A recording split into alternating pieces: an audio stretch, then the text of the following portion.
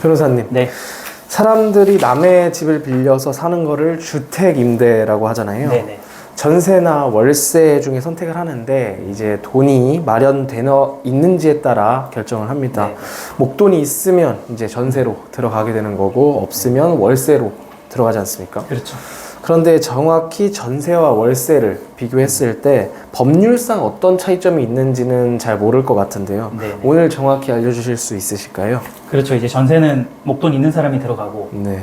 목돈이 없으면 전세를 가고 싶은데 월세로 갈 수밖에 없다. 이렇게 생각하는 경향이 있는데 네. 그건 돈만 보는 거고요. 법률상도 여러 가지 차이가 있어요. 네. 그래서 이 법률 리스크도 같이 고려해야 되기 때문에 제가 오늘 전세와 월세의 법률상 차이에 대해서 정리해드리겠습니다. 네. 일단 주택 임대 계약을 할 때 계약서가 있지 않습니까? 네네. 그럼 계약서를 보면 이 전 월세 계약서로 이렇게 제목이 표시되어 있습니다. 전세와 월세는 동시에 할 수 없는 거 아닌가요? 그렇죠. 이게 이제 그 차임 여부에 따라 나눠지는 거기 때문에 네. 제목만 그렇게 돼 있는 건데요. 그 공인중개사들이 쓰는 계약서 포맷에 네. 그냥 출력을 하면 전월세 계약서로 돼 있어요. 그래서 그 제목이 중요한 게 아니고 내용이 월세가 포함되어 있냐 없냐 네. 그걸 가지고 전세 월세 비교하는 거예요.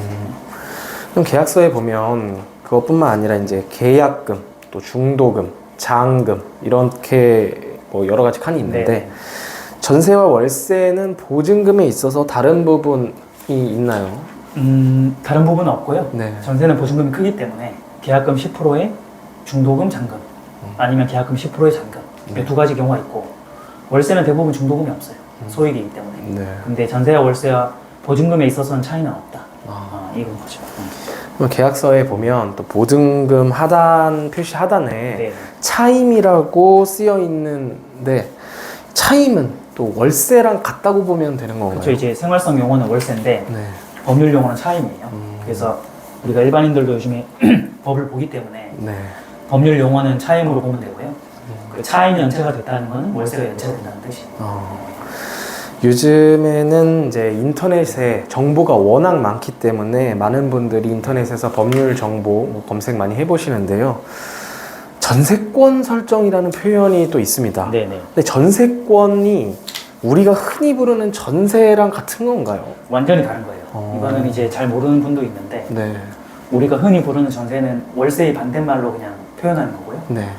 법률상 용어는 아니에요. 전세가 그냥 채권적 전세이거든요. 네. 계약의 유형이 그냥 전세라는 거지 법률 용어는 아니고요. 그 전세권이라는 거는 법률 용어인데 네. 내가 임대인이랑 계약을 할 때 혹시나 나중에 보증금을 못 받을 위험이 있을 때 네. 전세권이랑 별도의 담보를 잡는 거예요. 이걸 담보를 잡아놓으면 소송을 하지 않아도 네. 경매를 할 수 있거든요. 그래서 일종의 근저당권 같이 담보 물권을 잡는 거고요. 네. 용익 물권 마찬가지로. 근데 우리가 흔히 쓰는 전세는 그냥 계약의 유형일 뿐이라 법을 검색할 때는 전세권은 전세랑 다른 거예요. 그래서 우리가 보통은 그 임대 계약을 할 때 전입신고랑 확정일자를 받으면 네. 대항력이랑 우선 변제권 확보되기 때문에 굳이 전세권을 추가로 받을 필요는 없거든요. 근데 물건에 따라서는 전입신고가 안 되는 물건들이 있어요. 오피스텔이나 이런 거. 네. 그런 거는 보증금을 못 돌려받을 위험이 있는 임차인들이 집주인들한테 전세권 설정해달라고 얘기해야 돼요. 왜냐하면 대항력이 확보가 안 되니까. 네. 그래서 그런 경우에 추가로 잡는 걸 전세권이라고 하고요. 정리하면 이거는 우리가 부르는 전세랑 완전히 다른 거예요. 이게 단어가 굉장히 비슷해서 완전히 다르다고 하니까 굉장히 놀랍고 모르시는 분들도 많으셨을 텐데 그러면 임차인 입장에서 전세로 들어가는 경우와 또 월세로 들어가는 경우에 좀 주의해야 될 차이점은 어떤 게 있을까요? 보통 임차인들은 이제 돈을 내고 사는 사람이기 때문에 네. 임차인들이 뭔가 잘못한다는 거는 건물을 훼손하는 거거든요. 건물을 깨끗하게 안전하게 관리를 못해서 어떤 사고가 터지면 책임지는 경우가 있어요. 예컨대 불이 나는 경우도 마찬가지로. 근데 그거는 이제 전세랑 월세랑 공통적인 거고요. 굳이 법률상 차이를 찾아보자면 네. 전세는 보증금을 예탁하는 거기 때문에 연체가 있을 수가 없어요. 네.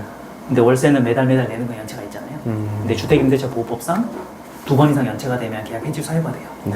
그래서 정리하면 전세보다 월세에서 계약을 해지당할 리스크가 조금 더 있는 거죠.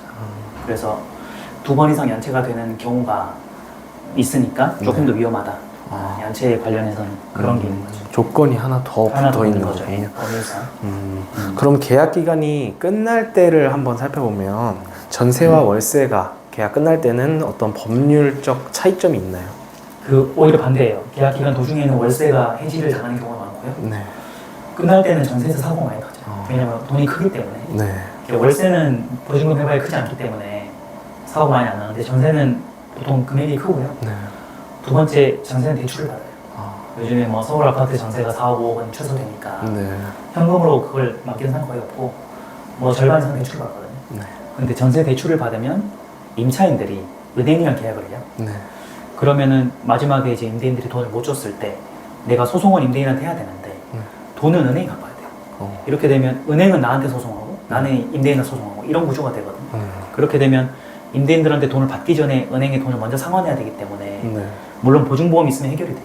근데 보증보험이 없는 경우에는 삼각관계가 생기는 거거든요. 네. 이럴 때 은행은 그 임차인들의 보증금 반환 채권에 대해서 질권을 적거나 채권 양도를 하거나 이런 복잡한 법리 논쟁을 하거든요. 네. 그래서 정리하면 그 월세보다는 전세에서 계약 끝났을 때 보증금 반환 소송이 압도적으로 많이 생긴다. 그리고 보증금 반환 소송 중에 대출이 있는 경우가 훨씬 복잡하다. 이렇게 알고 계시면 돼요. 네. 이게 전세와 월세를 비교하다 보니까 법률상 장단점이 굉장히 명확한 것 같습니다.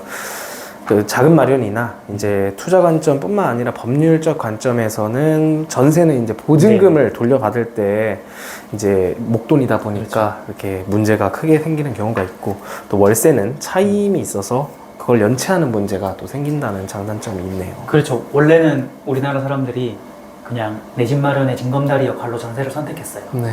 월세는 매달 현금이 빠져나가니까.